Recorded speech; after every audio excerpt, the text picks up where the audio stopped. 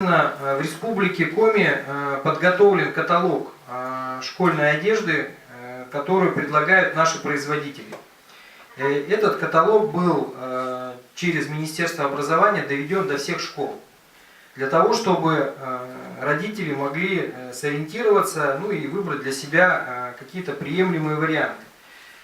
Значит, при этом специально в каталоге подготовлено, для мальчиков, конечно, меньше разнообразия, чем для девочек, если вы с каталогом, наверное, знакомились детально, да?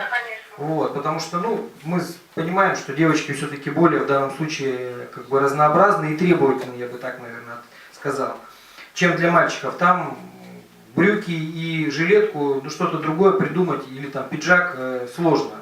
Сарафаны мы мальчикам не предложим. Поэтому тут, о разнообразии говорить сложнее. Что касается выбора и так далее, вы должны понимать, что у нас, для того, чтобы обеспечить производство, при этом с приемлемыми экономическими показателями по себестоимости, оно не может быть совсем разнообразно, то есть на каких-то компромиссных решениях необходимо было останавливаться.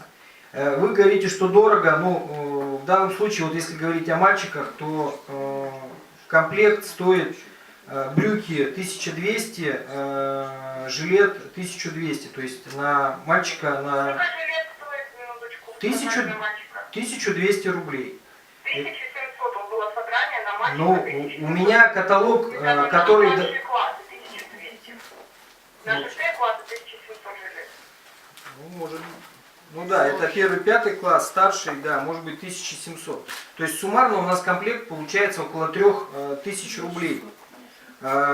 Блузки и рубашки, которые представлены в каталоге, их не обязательно ведь покупать.